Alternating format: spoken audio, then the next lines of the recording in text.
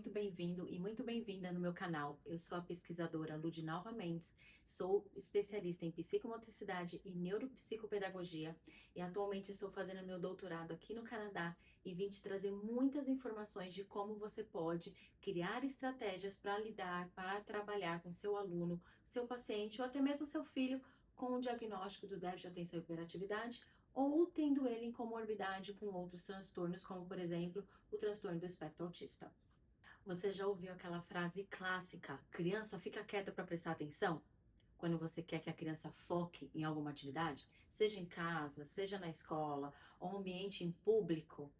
Pois é, o que a sociedade acaba exigindo de uma pessoa com o diagnóstico de um transtorno do déficit de atenção e hiperatividade, o TDAH, é que seja uma pessoa imóvel, que seja uma pessoa ali parada, que não tenha mobilidade. Mas hoje, como psicomotricista e neuropsicopedagoga, eu preciso te explicar que pedir para uma criança ficar quieta é o pior erro que você pode cometer, principalmente se o seu maior objetivo com aquela criança ou adolescente é que ela mantenha o foco em alguma atividade, em alguma tarefa, e eu vou te explicar o porquê.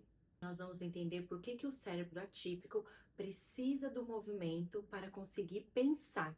E eu vou te dar 3 estratégias práticas de como aplicar isso hoje mesmo, seja em casa, na escola ou na clínica. Isso nós vamos direto falar do funcionamento cerebral. O cérebro do TDAH ele tem uma produção abaixo do esperado de dois neurotransmissores muito importantes, a dopamina e a noradrenalina, que elas são responsáveis por ligar o nosso botão do foco e do controle de impulsos. Por isso mesmo que o TDAH ele tem muita dificuldade de controle inibitório, de esperar sua vez na fila, de esperar o seu momento, ele acaba atropelando as pessoas na fala, ele não consegue controlar os impulsos dele, né? Quando foi ver, ele já falou, quando foi ver, a bagunça já aconteceu. Se a gente for observar uma criança neurotípica, sem nenhum diagnóstico para transtornos, né, mentais, e ela sentada numa cadeira, quando ela senta na cadeira, por um certo momento, o cérebro dela fica em estado de alerta, ela consegue prestar atenção por algum tempo, assim os adultos também. Mas o TDAH é o contrário. Quando ele senta numa cadeira e ele perde o movimento, ele diminui esse movimento, o cérebro dele ele começa a dormir. E adivinha qual é o mecanismo biológico que o corpo usa para acordar o cérebro? O movimento. Então, por isso que aquela criança, aquele adolescente que precisa se levantar da cadeira o tempo inteiro na sala de aula, e apontar o lápis, e jogar o papel no lixo, toda hora pede para ir ao banheiro, toda hora pede para encher a garrafinha de água, ou fazer alguma coisa lá fora, é esse cérebro pedindo movimento para se manter acordado. É uma necessidade biológica, fisiológica daquele indivíduo com TDAH. Aquela agitação que a gente vê de uma criança, principalmente na sala de aula, uma criança adolescente na sala de aula, que ela precisa agitar o corpo, bater os pés, batucar os dedos, o lápis, uma agitação que a gente vê que parece ser incontrolável e realmente é muito difícil para uma criança e um adolescente controlar essa agitação, principalmente na sala de aula, né? Então ela começa a bater as pernas, mexer muito os dedos, mexer o material, derruba material, mexe com os amigos. Então isso não é necessariamente falta de educação ou birra. Na neurociência, a gente chama isso de mecanismo de autorregulação. É o indivíduo que está inconscientemente gerando dopamina através do corpo para se manter acordado, para se manter nesse estado de alerta. Então, se você rouba o movimento, se você pede para ele sentar e ficar ali parado, né, fazendo uma lição por muito tempo, o cérebro dele vai desligando cada vez mais. Isso só prejudica o desempenho dele, tanto no ambiente escolar ou até mesmo em casa ou em outras tarefas que não precisa desse movimento propriamente dito. Então qual é o segredo? Qual é a estratégia que a gente pode adotar, principalmente na sala de aula? Não, não é deixar a criança correr desgovernada pela sala de aula, bagunçando tudo, derrubando tudo, mas sim oferecer o chamado de movimento funcional ou um movimento estruturado.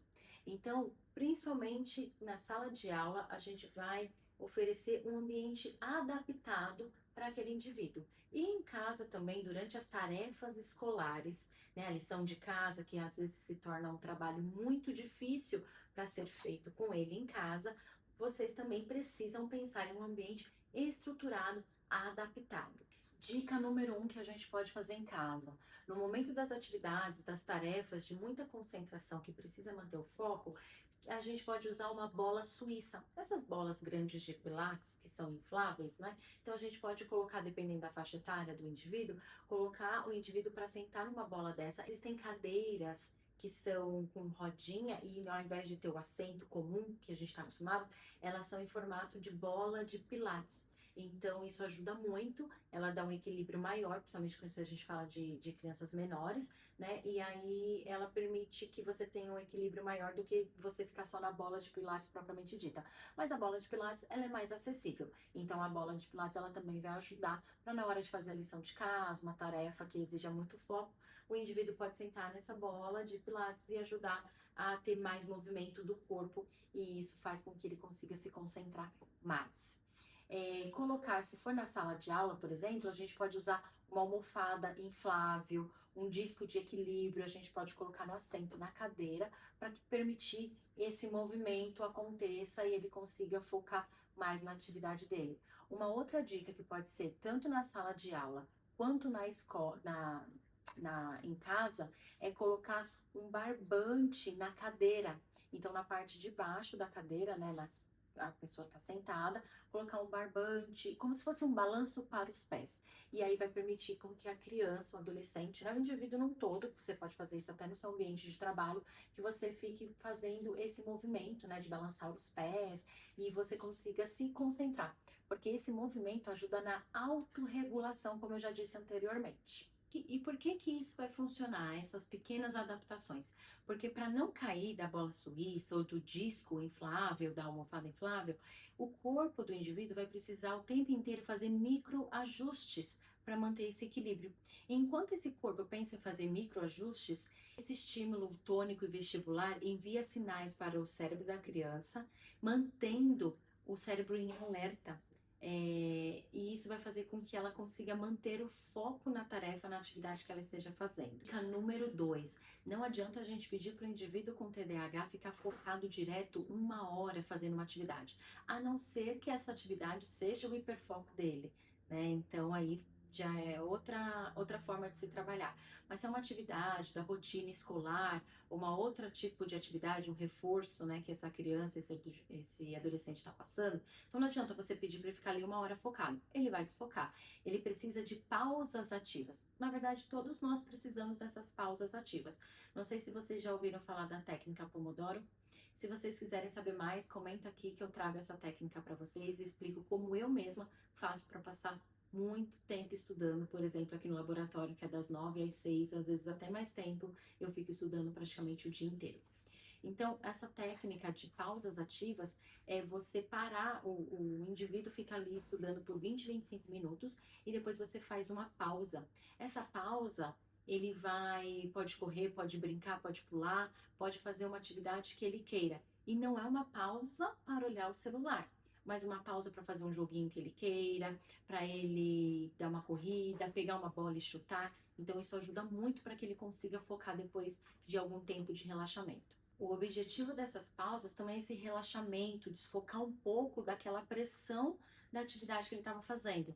Então você pode passar desafios para ele, fazer polichinelo, correr, deixar uma bola para ele chutar, uma bola para ele quicar na parede, né, jogar na parede e voltar, ou quicar no chão e voltar, pegar. Uma atividade que ele goste, que seja uma atividade prazerosa, por 5, 10 minutos. Conforme você for trabalhando com esse indivíduo, você vai entendendo o tempo de necessidade. Claro que não pode ser uma pausa maior do que o tempo de foco, né? Então, essa dica serve para a sala de aula, serve em casa, serve para aula de reforço, uma neuropsicopedagoga, a psicopedagoga trabalhando. Então, essa dica a gente consegue adaptar para vários ambientes e ela é muito valiosa. Anota aí. Dica número 3. Então, se essa criança, esse adolescente, não é um indivíduo no geral, precisa ficar focado numa explicação, não é mais agora fazendo a tarefa ali, entendendo a lição, mas ele precisa ficar focado numa explicação, isso serve até para adulto quando está em momento de reunião, viu? Então a gente vai usar uma outra estratégia que é dar um objeto na mão desse indivíduo.